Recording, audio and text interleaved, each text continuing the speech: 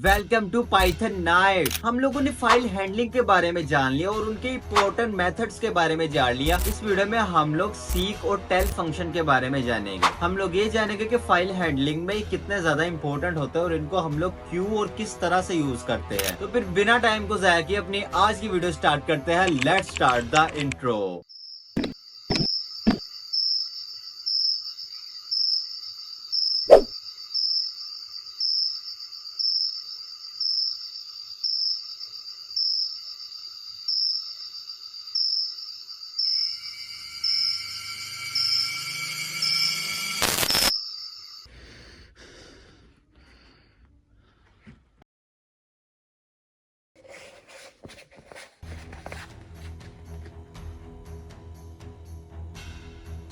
कैसे हो सिपाही?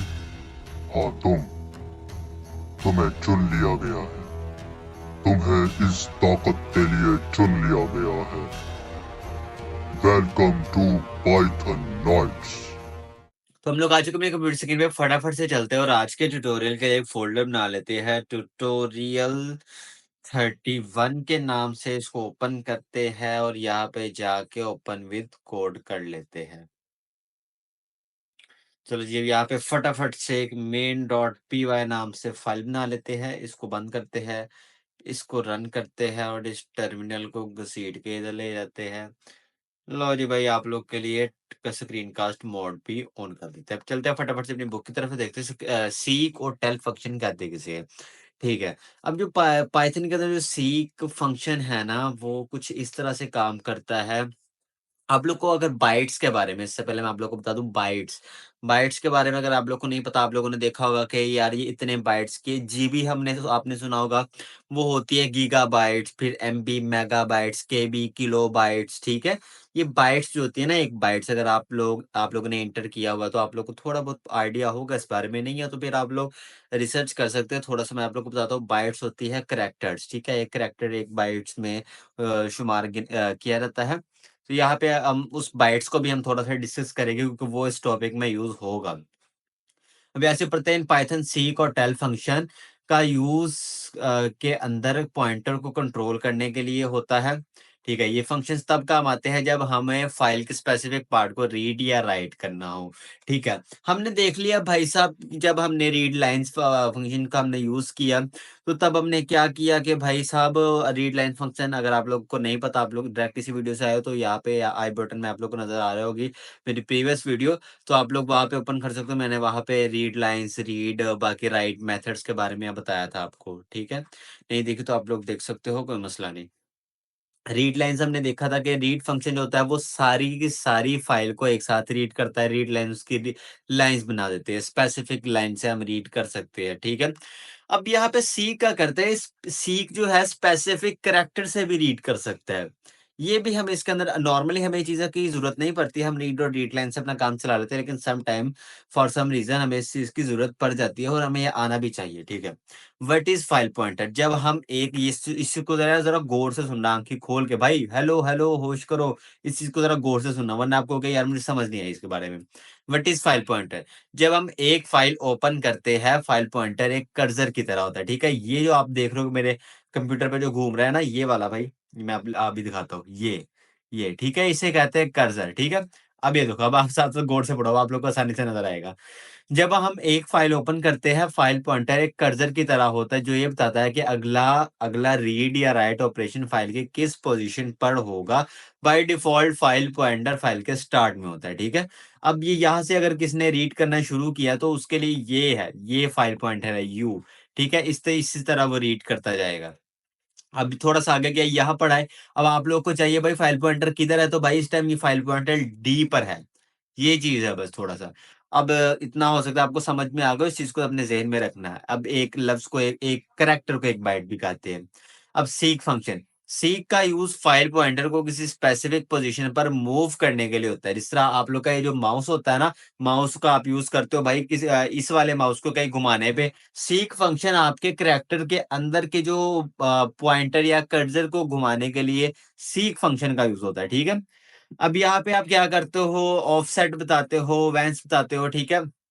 यहाँ से पॉइंटर को कितने बाइट्स मूव करना है, ऑफसेट मतलब उसको कितने बाइट्स पर रखना है। भाई आपने 10 बाइट्स पर रखना है, आपने 20 बाइट्स पर रखना है, आपने 50 बाइट्स पर रखना है।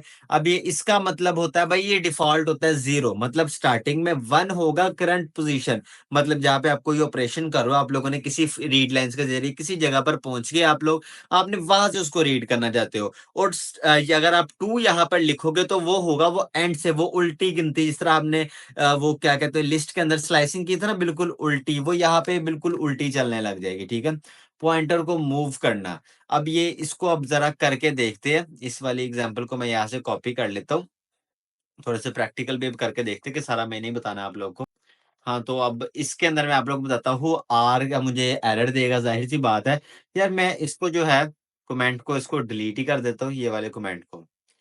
लो जी, इसको मैंने डिलीट कर दिया। यहाँ पे सबसे पहले example.txt भी मैं बना लेता हूँ। example.txt नाम की एक फ़ाइल बना लेता हूँ और यहाँ पर करैक्टर लिख देता हूँ यार, या फिर आप लोगों के लिए गिनती ही लिख देता हूँ। 1, 2, 3, 4, 5, 6, 7, 8 7, 8, 9 ठीक है? ये 9 बाइट्स की एक कह लो कि एक लाइन है। यहाँ पे मैं 5 बाइट्स छोड़ना चाहता हूँ, इसका मतलब ठीक है? यहाँ पे सेकंड जो है वो डिफ़ॉल्ट भी चल पड़ता है, आपको लाज़मी देने की ज़रूरत नहीं होती।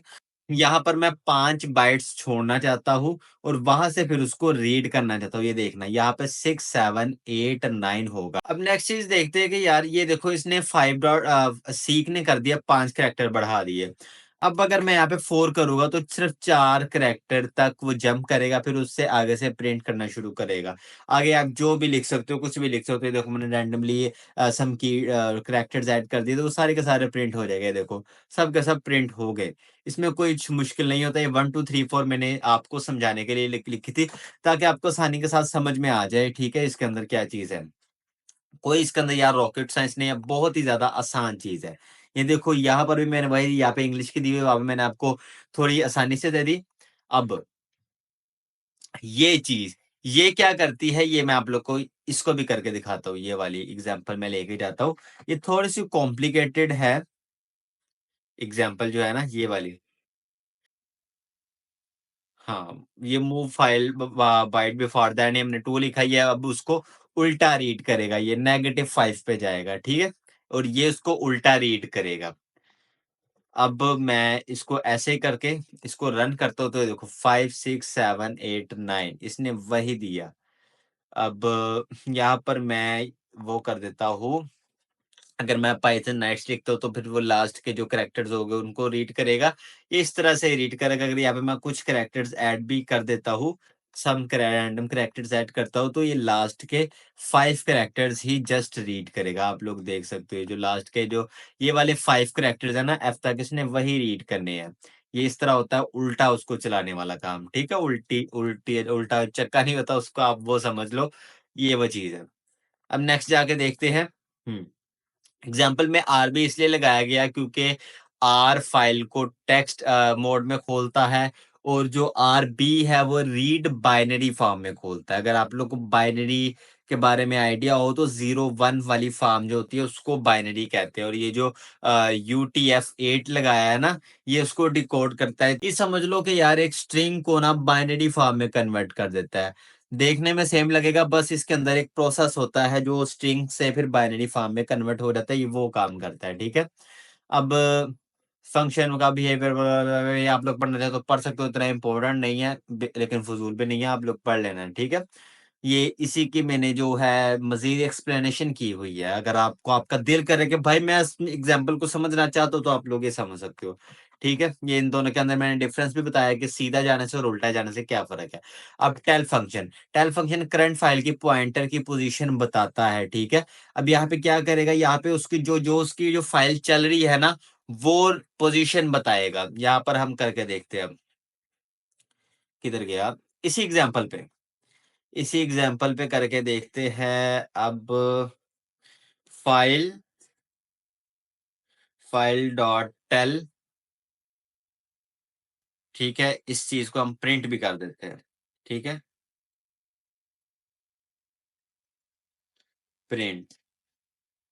अब ये मुझे उसकी जगह बता देगा कि भाई ये किस जगह पड़ा है। देखो, ये 15 कैरेक्टर से इसको रीड कर रहा है, ठीक है। फाइल डॉट ये जो टेल है ये इतना काम करता है, ये आपको बता देगा कि भाई किस जगह से रीड कर रहा है। अगर ये डिफॉल्ट जो होता है वो जीरो होता है, आप इसको सीक का बता सकता है कि कितना सीक हुआ है। अगर आप इसके जरिए आप पता लगा सकते हो, भाई यहाँ से आप 15 कैरेक्टर गिन लोगे ना, तो भाई यही चीज बनेगी, ठीक है। ये एफ गिनते हैं यार, 1 2 3 4 5 6 7 8 9 10, नहीं तो 10 बनने, तो ये 15 क्यों दे रहे हैं? ये 15 क्यों दे रहा, अच्छा, अच्छा, सॉरी, सॉरी, ये टोटल जो है 15 कैरेक्टर है ना, तो ये रीड उल्टा कर रहा है। क्योंकि हमने यहाँ पे 2 लिखा है ना, तो ये उल्टा रीड कर रहा है, तो यहाँ तक 15, ये ऐसे इसको प्रिंट कर रहा है, ठीक है। यहाँ से इसको प्रिंट करना स्टार्ट कर रहा है। तो जो टेल फंक्शन है, जो आपको बताएगा जो पॉइंटर की जो लोकेशन है ना, कर्सर, वो यही बताएगा कि भाई लास्ट पे, क्योंकि वो रीड ही लास्ट से कर रहा है, तो इसलिए ये उसके बारे में बताएगा। अगर आप यहाँ पे करोगे तो यहाँ पे भी 4 बताएगा।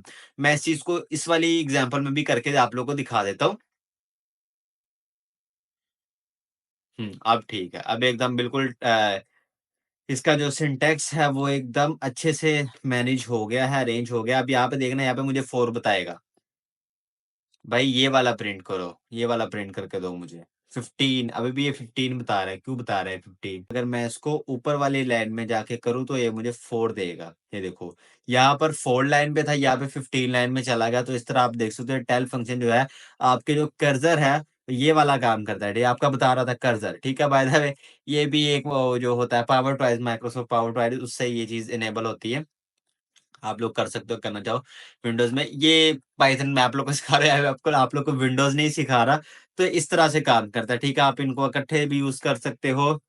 अब ये चीज़ आप करना चाहो तो पढ़ सकते हो। तो यार आज की वीडियो में इतना काफ़ी है। मैं दोबारा मिलता हूँ नेक्स्ट वीडियो में।